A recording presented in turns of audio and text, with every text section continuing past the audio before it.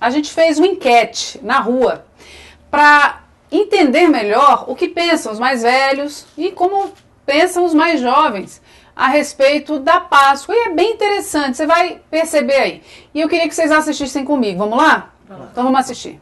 É uma animação. Lá na minha escola disseram que a Páscoa significa o renascimento de Jesus. A Páscoa pra mim é um ovo de chocolate. É muito gostoso. Por quê? Porque é doce, é saborioso. Páscoa é um coelho. A ressurreição de Jesus pra mim. Pra mim também. É a ressurreição de Jesus Cristo. A Páscoa é a morte e a ressurreição de Jesus Cristo. Pra mim é comer chocolate. Dar presente pra namorada. É a morte e ressurreição de Cristo. Para mim é importante essa época porque eu sou fornecedor de peixe, né? E vendo peixe tanto no varejo como no atacado, né? E para mim é como se fosse o Natal para outras pessoas. Porque essa época é importante porque Jesus Cristo morreu por todos, né? E é uma época para nós, é uma época que é bom de venda, né, pra gente. Bom, apesar da Páscoa estar sendo comemorada nesses períodos, ela é um advento antes até do próprio Jesus Cristo. E hoje em dia ela está mais comercial do que propriamente religiosa. É a ressurreição. Exatamente, a ressurreição de Cristo, né? Quando ele morreu e ressuscitou para a nossa salvação. Então a Páscoa é isso. O contrário do que as pessoas pensam que tem a ver com ovo, com coelho, com nada a ver, né?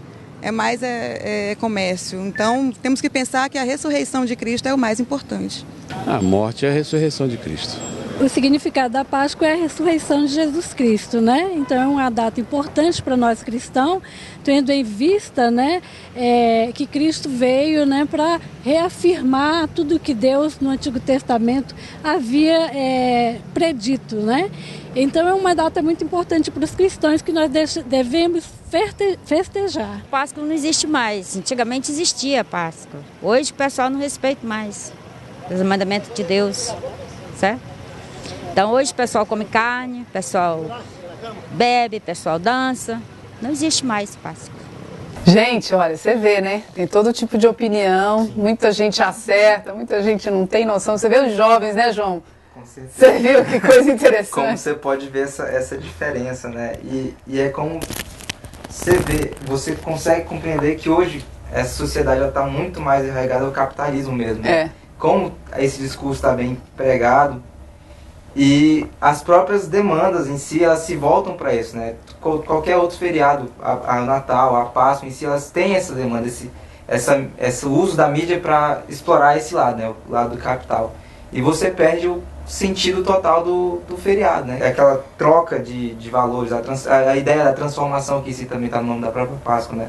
E é o que vem tornando hoje a sociedade. E se perde tanto, João, que com esses testemunhos eu lembrei muito do que eu ouvi domingo na igreja do meu pastor. Se perde tanto que se aliena até a questão científica. Porque o coelho, ele não bota ovo. Verdade. Ele não bota ovo, só que se aliena tanto pelo capitalismo que se torna ignorante. E se vê o jovem nem sequer questionar isso biologicamente. Como pode? De onde saiu esses ovos? E eu quero aproveitar, eu quero que todo mundo fale, porque é um momento até divertido da nossa conversa, mas pastor, de onde saiu esse ovo e esse coelho? Porque a gente sabe, o ovo é uma célula, tem o sentido da vida, ok, tem uma explicação meio lógica. Agora o coelho, pela fertilidade do coelho, é meio confuso um pouco. É, meio confuso, mas desde o Egito antigo, o coelho era o símbolo da fertilidade.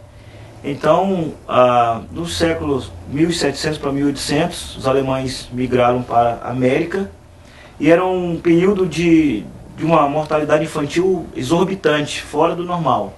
Então eles começaram a pegar ovos comuns e pintar, né, e distribuir. Era uma forma de amenizar a dor, né, da época. E o americano olhando aquilo, espera aí, não, vamos fazer algo melhor.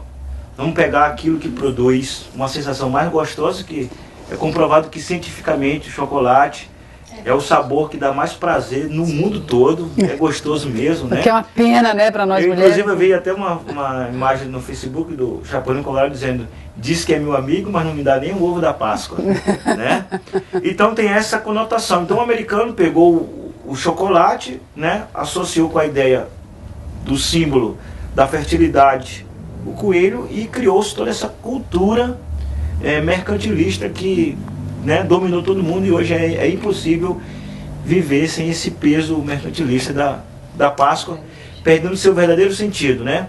Que eu vi muitas pessoas falando ali da morte e ressurreição de Cristo, mas na verdade, como a Fran falou, dessa transformação, né? Dessa transferência. E na verdade essa Páscoa, ela tem que acontecer em nós.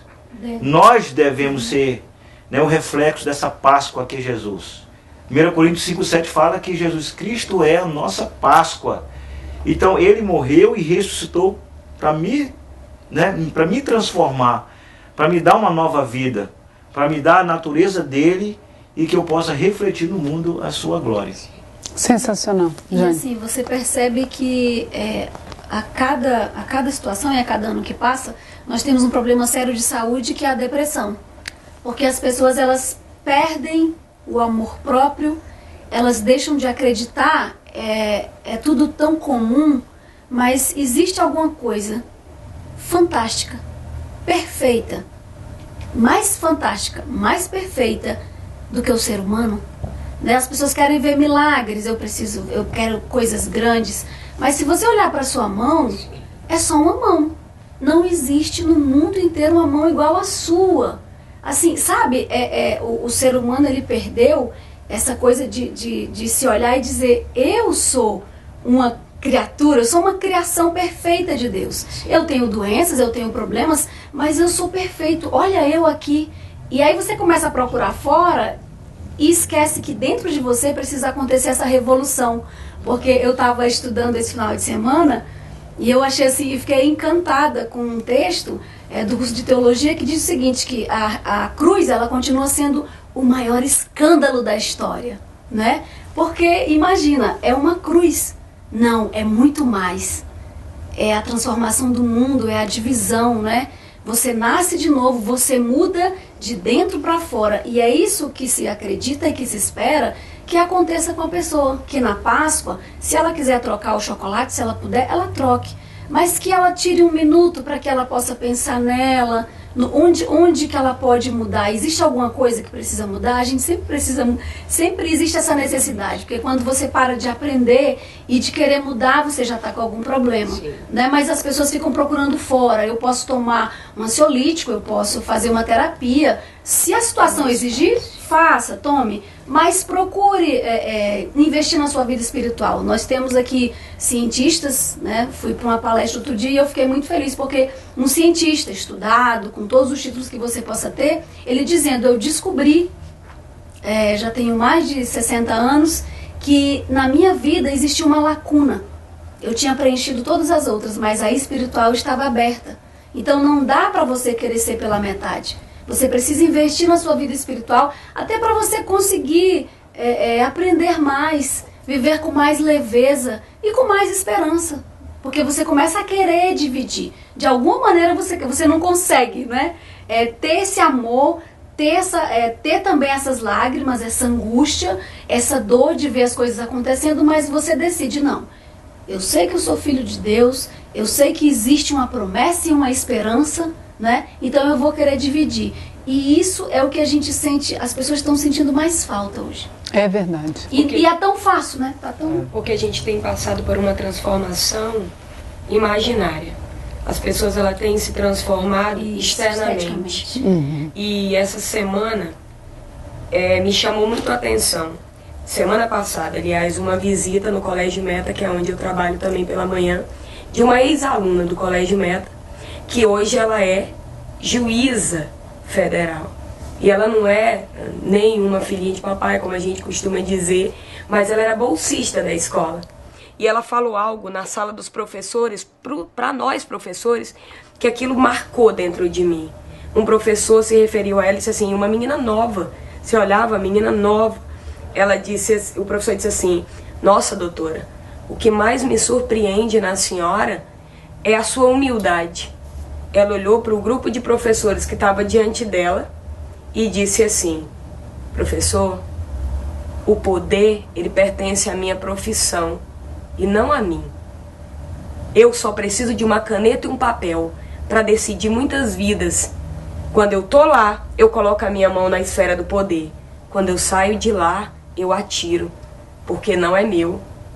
E nós temos que entender isso como ser humano. Nós temos que colocar a mão todo dia no sangue do Cordeiro. Independente de religião, mas crendo no amor. Porque se eu amo, eu me transformo. E quando eu me transformo verdadeiramente, eu transfiro isso. E o que Jesus quer de nós? Que nós inalemos o perfume dele, da glória. Não de brilhos que podem cair, mas do brilho eterno, que é o amor. Eu sou apaixonada pela minha profissão. Amo a minha profissão. Não chego nem aos pontos do mecanismo da profissão, mas eu chego à essência. Eu tenho a oportunidade de visualizar um ser humano que não acreditava nele e terminando o ensino médio dizendo: professora, eu acredito em mim. Olha que sensacional. Pastor. Nós vemos outro ponto importante que a gente não pode deixar de frisar concernente à Páscoa, é que a Bíblia fala em Hebreus 9:22 que sem derramamento de sangue não há remissão de pecados.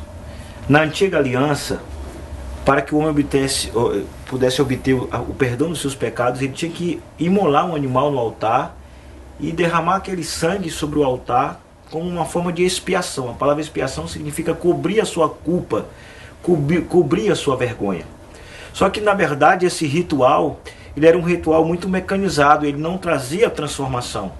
E Jesus Cristo, ele foi a única pessoa, o único ser que permitiu, né, ser o cordeiro mudo, né, que com um ato voluntário foi até aquela cruz, aquele instrumento de suplício usado pelos romanos para, né, as pessoas, segundo eles, de má índole, que deveriam receber aquele juízo. Mas Jesus, ele foi voluntariamente para dar a sua vida por nós. E o mais importante, eu gosto sempre de falar isso, que a gente nunca deve deixar Jesus morto. Jesus morreu, mas ao terceiro dia ele ressuscitou. Um dia alguém quis ironizar um cristão dizendo: mas como é que eu vou crer num Deus desse que não tinha nem dinheiro para comprar um túmulo? E o cristão sabiamente respondeu: e para que meu Jesus ia comprar um túmulo se ele ia ficar lá somente 3 dias? Então é esse Deus que nós cremos. Você vai em qualquer entidade espiritual, um homem físico que morreu, mas ele está lá no túmulo. Aqui jaz os restos mortais do fulano de tal. Mas em Jerusalém, você vai no túmulo de Jesus e está lá escrito: ele não está mais aqui, porque ressuscitou. E é essa a nossa viva esperança. A Páscoa é isso, é a esperança. Eu não creio numa fé que não é prospectiva, que não gera uma visão futura. O apóstolo Paulo disse assim: se eu esperasse de Cristo somente nessa terra, sabe, eu vou à igreja só para Deus resolver os meus problemas, ter um bom casamento, um bom carro, uma boa casa, viver bem, feliz, e só isso, não. Tem algo muito mais além, né? Algo muito mais metafísico, muito mais abrangente do que esse mundo físico, que é uma eternidade com Deus, porque a nossa alma, ela é eterna, a alma do homem não morre, ela é eterna, e querendo o homem não é questão de crença, é uma questão de realidade. Cada vida um dia vai ter que prestar conta diante de Deus. Cada vida vai ter que dobrar o seu joelho diante de Jesus e o confessará como Senhor. Por isso que nós temos a oportunidade de confessá-lo já em vida, e isso nos garante uma certeza, uma convicção de que Ele é o nosso livramento, de que Ele é a nossa Páscoa, de que Ele é a nossa esperança viva e eterna, de um coração que vive em paz, né, consigo mesmo, porque essa paz consigo mesmo, ela é reproduzida pelo que o Evangelho de Jesus Cristo pode proporcionar a uma pessoa, que é saúde espiritual, satisfação pessoal, bem-estar, independente das lutas e dificuldades que uma pessoa possa enfrentar. Tá aí, gente.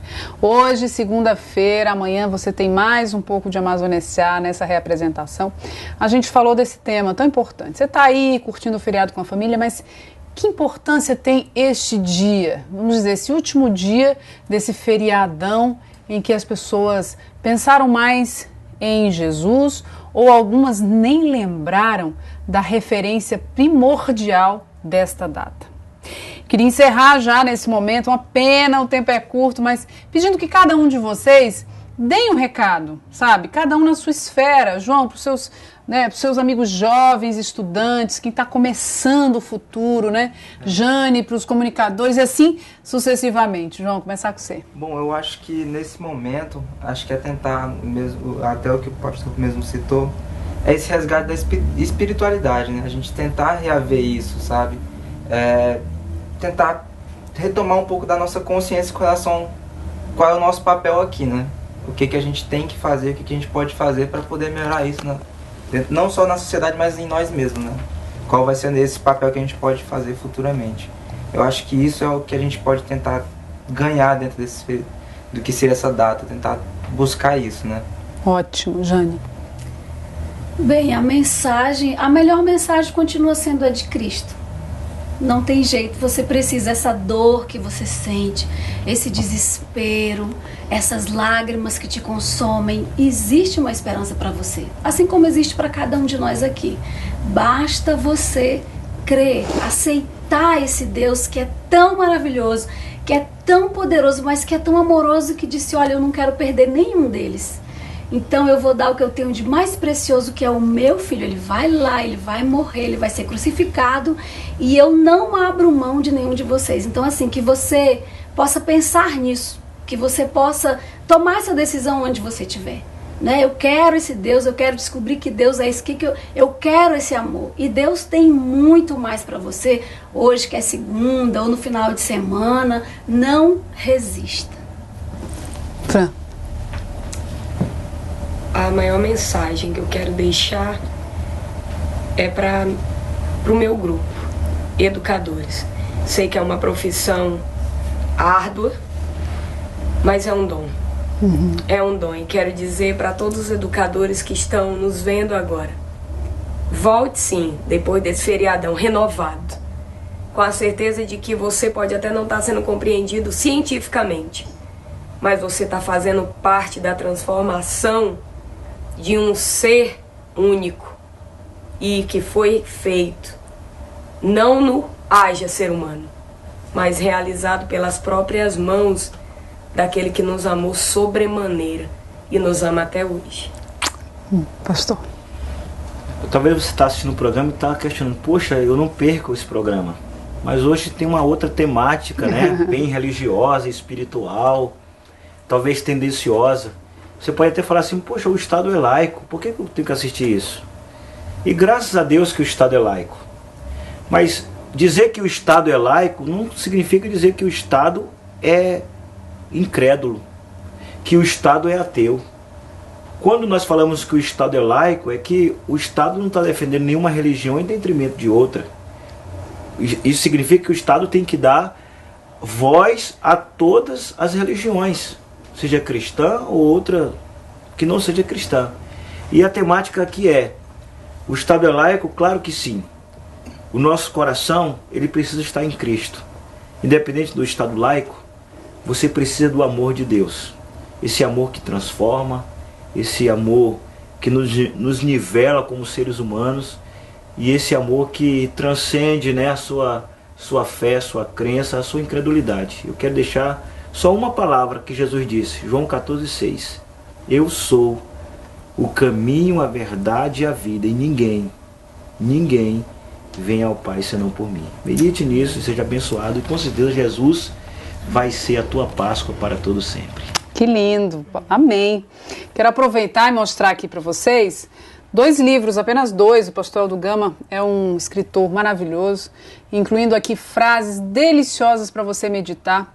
E olha, é bom sempre lembrar que a ciência explica, e explica mesmo, que a meditação é uma forma muito saudável para você começar seu dia. Você sabia disso? Pois é, então tá aqui uma ótima oportunidade para você começar seu dia meditando. E durante todo o dia, né, você está ali sendo retroalimentado por palavras de paz, palavras que Deus vai colocar aí no seu coração. E olha, é impressionante como parece que durante todo o dia as circunstâncias do dia te levam a utilizar aquela meditação em vários momentos. Hoje o Amazônia S.A. trouxe o tema Páscoa, o verdadeiro sentido, esse eternizado sentido da Páscoa. E eu quero encerrar dizendo para você que coma assim o seu chocolate, divirta-se aí com esse momento com os amigos, em família, né? Presenteie sim, a gente aqui em momento nenhum diz para você não fazer isso.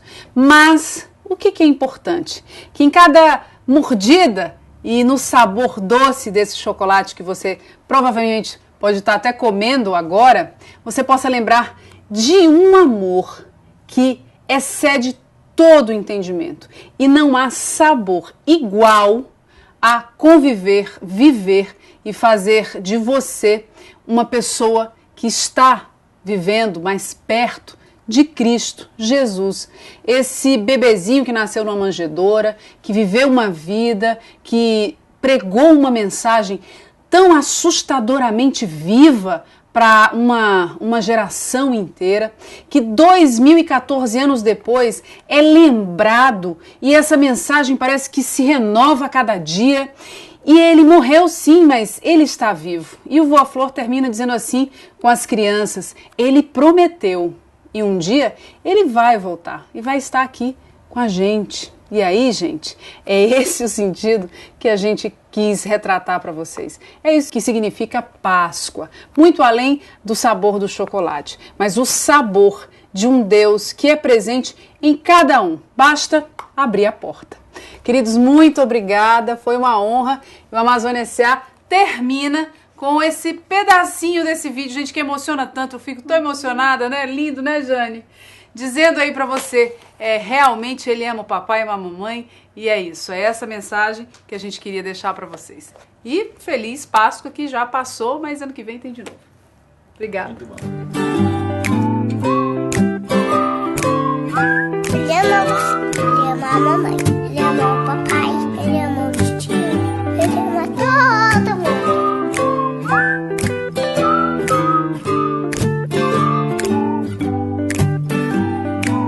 Ele prometeu que um dia ele vai voltar.